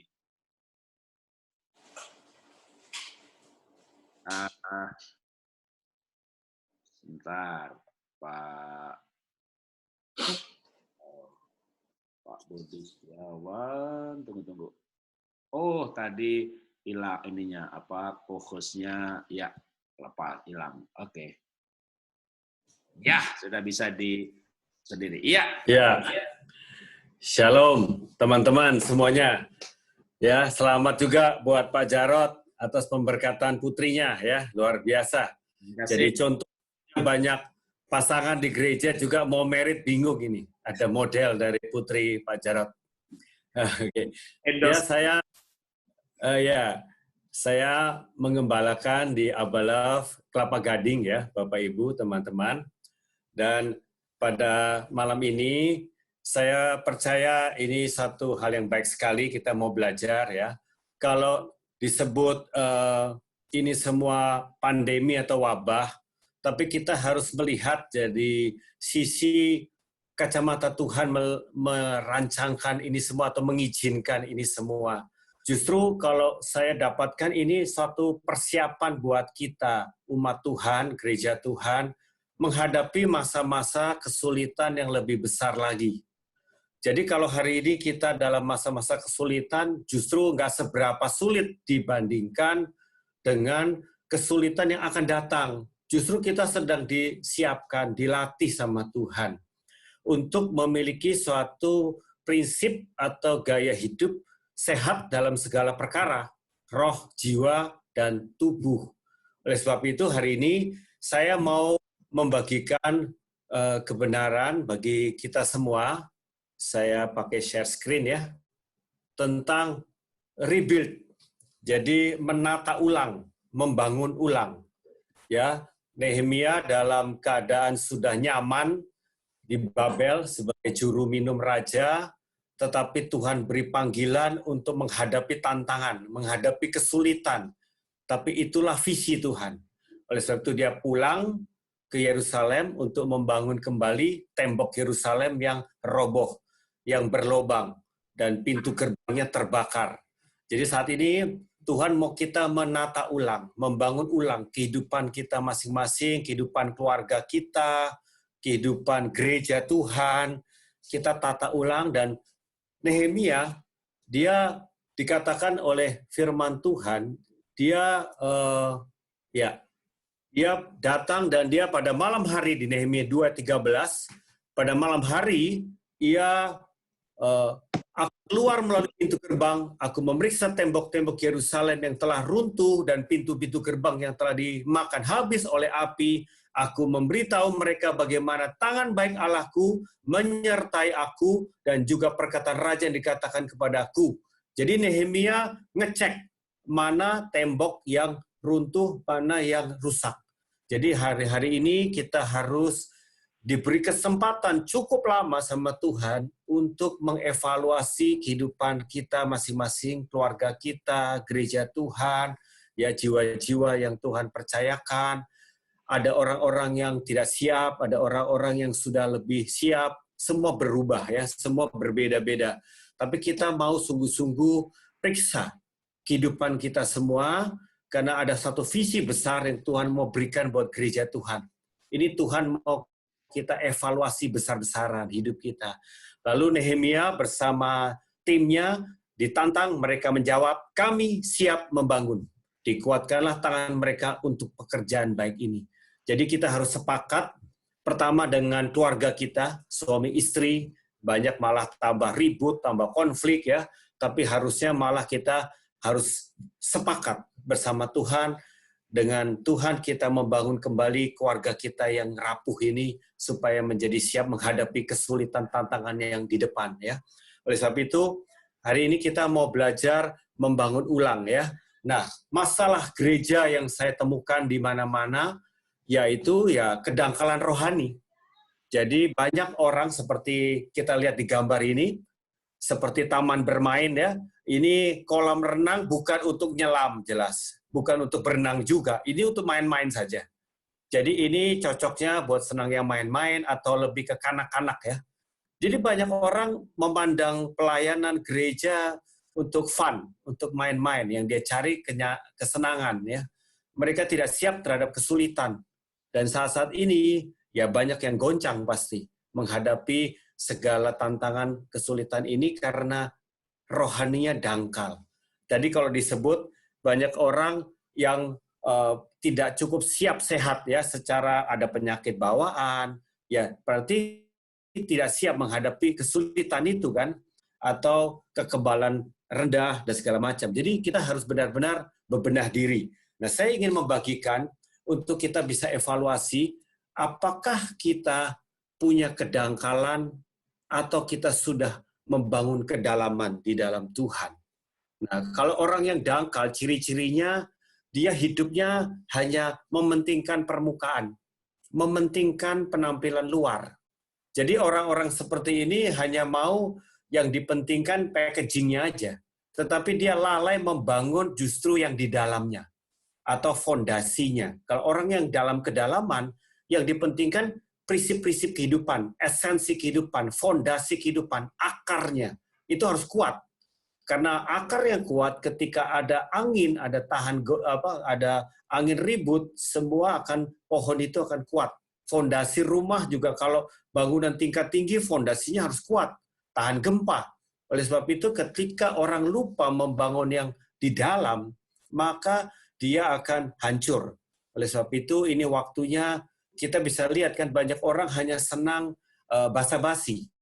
Di gereja kita senang basa-basi. Ketika masuk yang lebih dalam, mereka nggak bersedia untuk dicek privasinya, dicek lebih dalam kehidupannya, dan tidak mau terbuka, tidak mau mengakui apa adanya. Sehingga orang begini yang sangat-sangat goncang.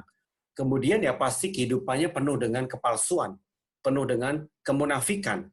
Dan orang-orang seperti ini benar-benar tidak bisa dipungkiri, ternyata di dalamnya keropos ya, kehidupannya keropos. Tetapi kalau kita yang hidupnya dalam kedalaman, kita tidak perlu malu dengan apa adanya kita. Kita justru otentik. Bahkan kalau kita masih ada kesalahan, kita berani akui untuk dikoreksi, untuk cari nasihat, untuk dibangun oleh orang lain. Kita butuh masukan, nasihat oleh orang lain. Makanya satu kesiapan untuk terus diubahkan Tuhan. Ya, baik lewat langsung Tuhan bicara atau lewat orang-orang di sekitar kita atau oleh situasi yang diizinkan Tuhan, kita siap terus berubah apa adanya.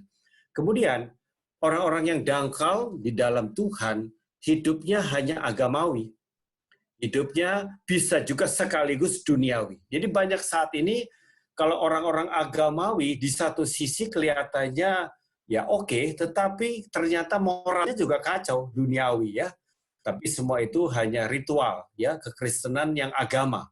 Tetapi kalau yang benar, kita bangun bukan agama tetapi rohani kita, spiritual kita. Jadi bedakan antara kehidupan spiritualitas dengan kehidupan sekedar agama ya. Dan ini semua kita bisa lanjut. Orang yang dangkal itu juga ciri paling gampang ditemukan spirit independent. Orangnya nggak bisa dikasih tahu. Orangnya mau ngatur dirinya sesukanya sendiri. Jadi orang-orang begini kadang di dalam masa-masa seperti ini yang paling nggak betah karena dia nggak bisa semaunya sendiri. Ya, banyak aturan, banyak batasan, sehingga dia harus belajar menyangkal diri pemikul salib. Nah, ini waktunya kita tidak bisa hawa nafsu kita, semau-maunya kita. Ini belajar untuk kita menguasai diri, menyangkal diri, memikul salib. Itu yang Tuhan ajarkan kepada kita ya. Dan kemudian yang banyak pengetahuan saja ya semua nggak bisa jalan. Karena apa? Karena yang Tuhan inginkan ketaatan kita. Jadi di saat tadi dikatakan kalau yang langgar langsung kena denda begitu ya. Karena yang dibutuhkan ketaatan. Banyak orang percaya yang hanya membangun pengetahuan, ya belajar, tetapi dia tidak mau taat. Nah, bukti atau buahnya yang akan terlihat. Ya, orang ini hanya sekedar banyak tahu, tapi tidak banyak taat. Di dalam Tuhan yang diajarkan, ajarlah mereka untuk melakukan. Jadi Tuhan mau amanat agung itu mengajar sampai melakukan. Jadi kalau nggak sampai melakukan, pasti ada konsekuensi, pasti ada akibatnya. Oleh sebab itu, hari-hari ini kita belajar untuk taat yang sederhana. Ya, tadi diajarin taat cuci tangan, taat kebersihan, dan segala macam yang kadang ya sepele-sepele. Tapi ketaatan yang sederhana ini membawa dampak yang besar buat kehidupan kita. Ya, pengetahuan pintar, tapi kalau nggak ditaati kan percuma semua ya. Akibatnya bisa sakit dan segala macam. Kemudian yang terakhir adalah kedangkalan rohani, yaitu orang yang hanya senang di dalam gereja itu banyak kebersamaan yang saat ini sulit ya. Dengan kita nggak bisa kumpul dan bergantung kepada ibadah atau kegiatan gereja yang saat ini kita terbatas, ya semua jadi berantakan, semua jadi goncang. Tetapi kalau kita yang tahu kedalaman, justru hubungan dengan Tuhan itu nomor satu, nggak bisa dipungkiri, nggak bisa tergantikan. Kedalaman kita dengan Tuhan diperkuat, ya kita bangun mesbah keluarga, lalu dengan keluarga rohani kita pemuritan akan makin solid, makin kuat. Hari-hari ini saya makin banyak bisa melakukan pemuritan, konseling dengan Zoom, bukan saja yang di jemaat, tetapi juga jiwa-jiwa di luar kota, luar negeri, kita bisa layani secara pribadi lewat Zoom, malah banyak terjadi pemulihan, memenangkan jiwa, itu tidak ada batasan ya. Jadi sekali lagi, mari kita kembali kepada yang esensi. Mari kembali kepada kehidupan spiritual kita. Mari kembali kepada hubungan kita dengan Tuhan. Mari kita kembali membangun ketaatan yang sederhana. Itu hal yang dasar yang Tuhan mau kita membereskan, membangun ulang kehidupan kita.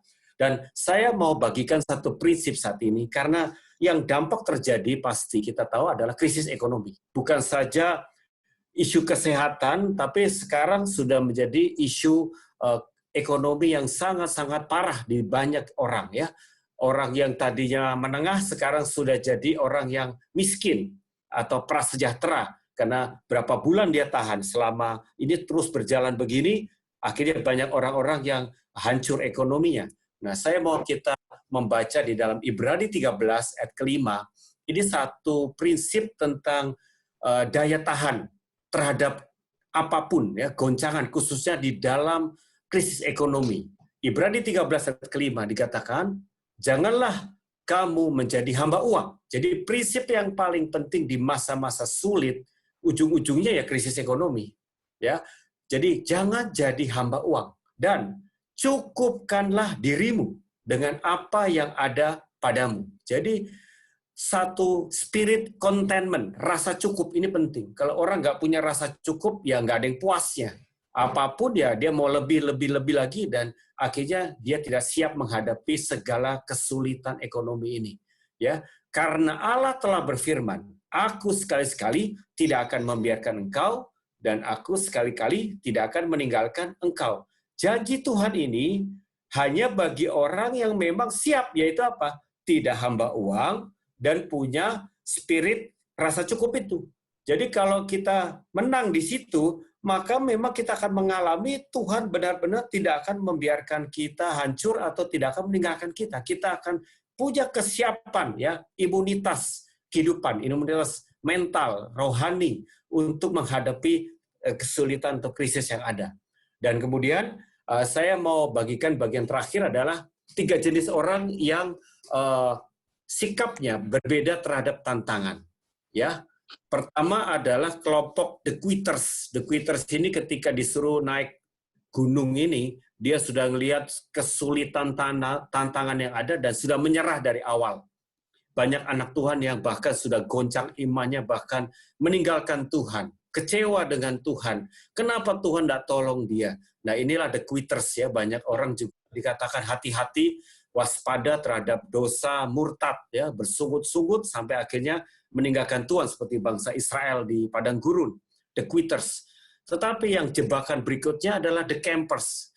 Mereka berani menghadapi tantangan, tetapi sampai satu titik mereka ingin, udahlah, saya pengen menikmati hasilnya. Saya ingin cukup untuk sampai di sini. Jadi buka camping, buka tenda, ya jadi The Campers. Sudah nyaman aja di situ. Jadi banyak orang tidak siap sampai finishing well, tidak siap sampai visi yang tertinggi dari Tuhan digenapi dalam hidupnya. Hidupnya susah, tapi dia berjuang sampai bisa menikmati, sudah cukup saja.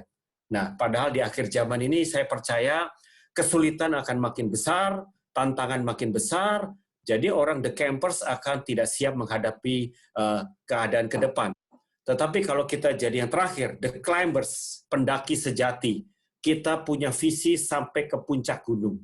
Kita punya visi sampai visi kemuliaan Tuhan boleh digenapi dalam hidup kita. Maka kita tidak berhenti di pertengahan, kita terus berjuang bersama Tuhan, mengandalkan Tuhan sampai akhirnya finishing well. Ya, ini yang Tuhan mau dari umat Tuhan. Hari-hari ini mari punya daya tahan terhadap tantangan, kita menang terhadap segala godaan, cobaan untuk kita berhenti di tengah jalan.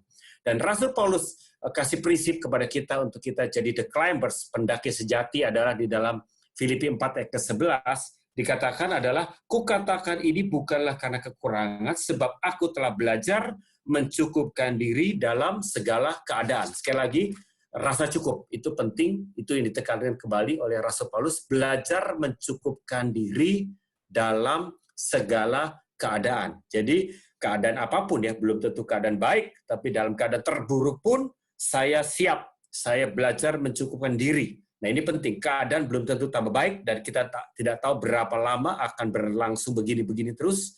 Dan ayat 13 ini, ayat kunci, ayat mas saya, segala perkara dapat kutanggung di dalam Dia yang memberi kekuatan kepadaku. Jadi segala perkara termasuk kesulitan yang sedang terjadi, dapat kutanggung di dalam Yesus Kristus yang memberi kekuatan kepadaku. Tuhan pasti memberi kekuatan. Kita serahkan, kita andalkan Tuhan sepenuhnya. Jadi sekali lagi, pengalaman kita, segala kehebatan kita, nggak bisa kita pakai lagi, andalkan lagi di saat-saat sulit seperti ini, ya. Dan ayat 19, janji Tuhan kembali.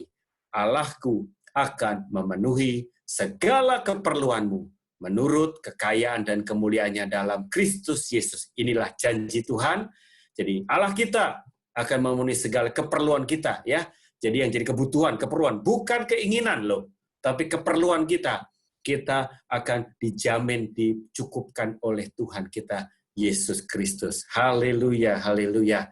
Jadi Bapak Ibu yang terkasih, ini waktunya kita mau belajar sungguh-sungguh menata ulang, ya, hidup kita, keluarga kita, dan umat Tuhan yang Tuhan percayakan kepada kita kalau kita hamba Tuhan, ya, karena ini waktunya kita punya kesiapan untuk menghadapi bahkan tantangan yang lebih berat pun, mari, ini waktunya. Ini persiapan yang baik sekali, ya, kalau Tuhan izinkan, ini latihan bagi kita, ya. Akhir zaman belum sekarang, tapi akan segera akan datang, ya. Segera akan ada masa-masa lebih sulit lagi, saya yakin itu. Jadi sekali lagi jangan pernah berpikir balik ke seperti dulu lagi. Tidak. Mungkin ada kesulitan-kesulitan lebih besar yang akan diizinkan terjadi, dan ini sudah dinubuatkan di dalam firman Tuhan. Mari siapkan setiap umat Tuhan untuk menyongsong akhir zaman ini. Ya, Bapak Ibu, thank you buat kesempatan membagikan firman Tuhan. Kita langsung perjamuan kudus, Pak Jarod. Ya. Ya, oke. Bapak Ibu siapkan roti dan anggur masing-masing ya Bapak Ibu. Ya, jadi kita bisa angkat roti ini. Ya, dikatakan oleh firman Tuhan, sebab apa yang telah kuteruskan kepadamu telah aku terima dari Tuhan, yaitu bahwa Tuhan Yesus pada malam waktu ia diserahkan mengambil roti, dan sesudah itu ia mengucap syukur atasnya. Ia memecah-mecahkannya dan berkata, inilah tubuhku yang diserahkan bagi kamu, perbuatlah ini menjadi peringatan akan aku. Jadi ketika kita makan roti yang adalah tubuh Kristus, kita sudah ditebus oleh Yesus Kristus di Golgota, dan kita sudah menjadi tubuh Kristus. Kita bergantung kepada Sang Kepala. Kita boleh terkonek sama Sang Kepala. Kita boleh saling mengasihi sebagai anggota tubuh. Mari kita makan di dalam nama Tuhan Yesus Kristus.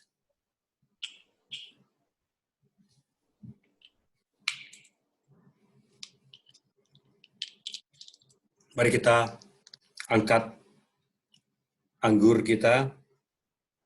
Dia berikutnya, demikian juga ia mengambil cawan sesudah makan, lalu berkata, cawan ini adalah perjanjian baru yang dimeteraikan oleh darahku.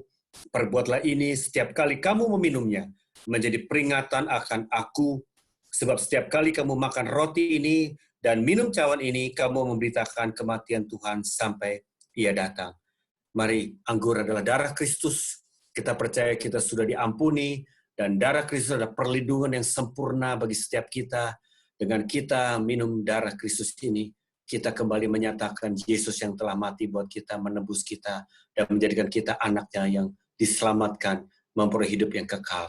Mari kita minum di dalam nama Tuhan Yesus Kristus. Terima kasih Tuhan, kami bersyukur Tuhan. Kami bersyukur Tuhan, kami tetap bersekutu, kami tetap intim dengan-Mu, kami tetap mengandalkan Engkau senantiasa. Kami tetap dituntun oleh Roh-Mu yang kudus. Kami tetap Tuhan di dalam perlindungan-Mu yang sempurna. Tuhan, kami tidak takut, tetapi kami Tuhan minta pimpinan dan tuntunan Engkau. Dan kami boleh membagikan ini, menguatkan saudara kami yang lain, menyiapkan keluarga kami, umat-Mu Tuhan, untuk kami menjadi orang yang paling siap menghadapi kesulitan apapun yang diizinkan terjadi di dunia ini. Dan kami menjadi solusi bagi dunia ini. Kami menjadi terang bagi dunia yang gelap. Kami mulai menjadi berkat bagi orang-orang yang membutuhkan jawaban. Biarlah kami membawa damai Tuhan di tengah-tengah dunia yang sedang kacau ini ya Bapa. Terima kasih Tuhan, kami mau bertanggung jawab dengan apa yang Tuhan percayakan, baik kesehatan, baik keuangan, baik jiwa-jiwa, atau apapun yang Tuhan percayakan untuk kami boleh bertanggung jawab. Kami mau sungguh-sungguh di hadapan Engkau ya Bapa. Di dalam nama Tuhan Yesus Kristus, kami sudah berdoa dan mengucap syukur. Amin. Amin. Haleluya. Haleluya. Saya kembalikan Pak Jarod. Haleluya. Terima kasih Pak Budi Setiawan untuk pelayanannya luar biasa. Tuhan sudah atur ya, kayaknya waktunya bisa longgar, tidak buru-buru, paketnya pas lengkap. Memang Tuhan luar biasa. Nah, dari saya pengumuman saja ya, minggu depan kita masih dalam serial kesehatan, dan minggu depan ada dokter yang ahli mengenai deep sleep, mengenai tidur, karena rupanya di akhir zaman ini banyak orang susah tidur ya, sehingga tidurnya itu menjelang pagi. Nah, padahal Dr. Riyadi Hutasoid, Elizabeth Subrata yang sudah menjadi narasumber sebelumnya mengatakan bahwa tidur itu ada jamnya tubuh yang kita harus ikuti. Tubuh tidak mengikuti kita, tapi kita ikuti tubuh kita. itu ada jam di mana yang terbaik buat tidur supaya recovery organ-organ esensial itu terjadi. Jadi kapan jantung dibetulin, kapan paru-paru dibetulin, itu ada jamnya, saudara ya. Jadi kitalah yang harus mengatur pola hidup ini sesuai dengan jam tubuh kita. Itu kenapa saya angkat hanya tidur saja, kita angkat menjadi satu sesi supaya kesehatan ini kita rinci gitu ya, mengenai ini dalam, karena juga nggak bisa panjang-panjang banget. Nah, yang kesaksian siapa? Nah, besok minggu depan yang kesaksian ada Pak Franky Utana, hamba Tuhan, boleh dikatakan kayak tangan keduanya Pak Timotius Arifin ya, rekan sejawat dari Pak Roni Daud Simeon. Ini hamba Tuhan yang saya kenal bertahun-tahun. Pokoknya kalau ketemu dimanapun pelayanan bareng satu hotel gitu ya, pagi-pagi dia pasti berenang. Itu tidak ada absennya, saudara. Konsistensinya di dalam olahraga tuh luar biasa dan betul-betul memang bugar sekali. Nah, ini akan bersaksi ya. Lalu ada lagi Bapak Pendeta Ricky Nelson dan istrinya Maya. Maya ini adalah anak dari Bapak Teresia Pohe dan Ibu Teresia Pohe dan Bapak Pohe ya, dua-duanya dokter.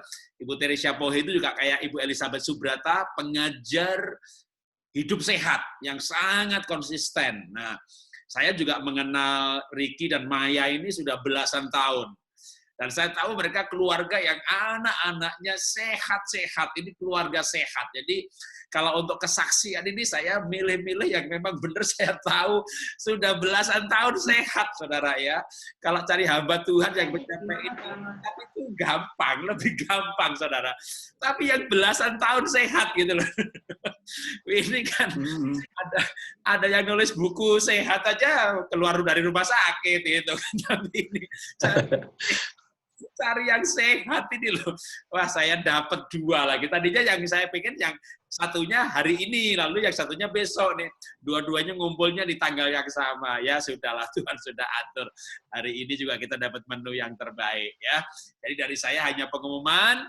Sampai jumpa minggu depan di acara yang sama ya. Tuhan memberkati, sampai jumpa. Tuhan memberkati. Terima kasih Pak Jarod. Ya, makasih sama-sama. Ya, ya, Pak Victor.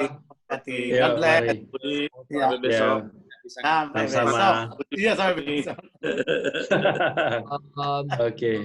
Ya, oke. Selamat malam. Sudah malam, jam 9 pas 05. Puji Tuhan. Ya, kita akan akhiri acara kita. Tuhan memberkati. Tuhan memberkati. Tuhan memberkati.